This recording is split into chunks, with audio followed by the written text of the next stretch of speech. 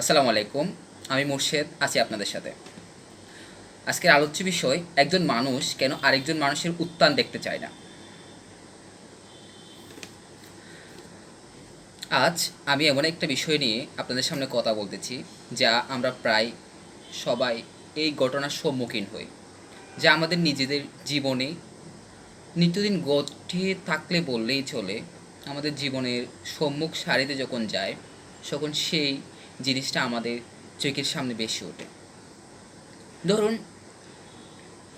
একটি গ্রাম, একটি এলাকা, একটি সমাজ যখন একজন মানুষ সম্মান, পরিচিতি অথবা তার প্রভাবশালিত্ব অর্জন করেন, তখন অনেক সময় তিনি চান না আরেকজন একইভাবে প্রতিষ্ঠিত হোক।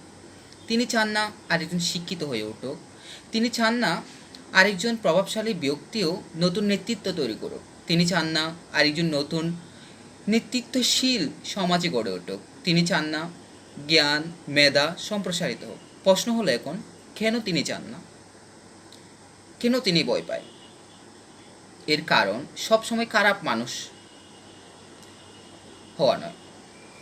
এই যে তিনি যে চান না, এটার মাধ্যমে যে আমরা যে বুঝি, এটা সবসময় খারাপ মানুষ হওয়ার দিক দিয়ে নয়, আরও অনেক দিক আছে। যেমন অনেক সময় এটি মানুষের ভেতরে নিরাপত্তাহীনতা, যেমন মানুষ ভাবতে শুরু করে, যদি আরেকজন আমার চেয়ে বেশি যোগ্য হয়ে ওঠে, যদি মানুষটি তাকে বেশি সম্মান না দেয়, সেই গড়ে ওঠা মানুষটি যদি তার চেয়ে বেশি যোগ্যতা সম্পন্ন হওয়ার পর তার প্রভাবশালিত্ব সমাজ থেকে তা কমে যায়, তাহলে সেই মানুষটার অবস্থান কোথায় হবে? যোগ্যতা সম্পন্ন ব্যক্তি অন্যটা ওঠার পর তার স্থান কোথায় যাবে? কি করবে? মানুষ তাকে কে বলবে? এই চিন্তা থেকে শুরু হয় নিরুৎসাহিত করা, সমালোচনা করা, ছোট করে দেখা, কিংবা সুযোগ না দেওয়ার প্রবণতা। কিন্তু একটু ভেবে দেখুন তো, একটি গ্রামে যদি একজন ডাক্তার থাকে, আর একজন ডাক্তার তৈরি হলে কি গ্রামের ক্ষতি হবে? একজন শিক্ষক থাকলে কি আর 10জন শিক্ষক তৈরি হলে কি সমাজ পিছিয়ে যাবে? একজন উচ্চশিক্ষিত মানুষ পাশে যদি আরও 10জন উচ্চশিক্ষিত মানুষ দাঁড়ায়, তাহলে কি গ্রামের সম্মান কমবে?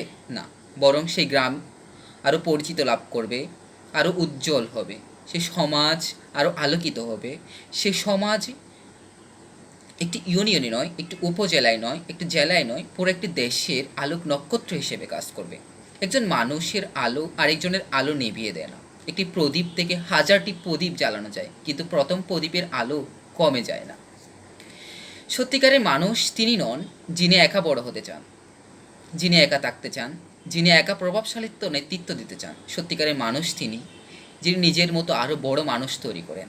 কারণ নেতৃত্বের সবচেয়ে বড় পরিচয় হলো নতুন নেতৃত্বের সৃষ্টি করা, নতুন নেতৃত্বের মাধ্যমে দেশকে এগিয়ে নিয়ে যাওয়া, তার সাথে আরও 10জন মানুষকে একসাথে চলতে, একসাথে হাঁটতে শেখানো। তাই আমাদের মানসিকতা বদলাতে হবে। অন্যের সাফল্যের ঈর্ষা নয়, অনুপ্রেরণা খুঁজতে হবে। অন্যের উত্থানের বাধা নয়, সমাজের অগ্রগতি হিসেবে দেখতে হবে। মনে রাখবেন, একটি গ্রাম প্রকৃত উন্নতি তখনই হয় যখন যে কোনো একজন নয়, অনেক লোক, অনেক সৎ লোক, অনেক দক্ষ লোক, অনেক শিক্ষিত মানুষ, অনেক মানবিক মানুষ যখন একটি গ্রাম থেকে গড়ে ওঠে।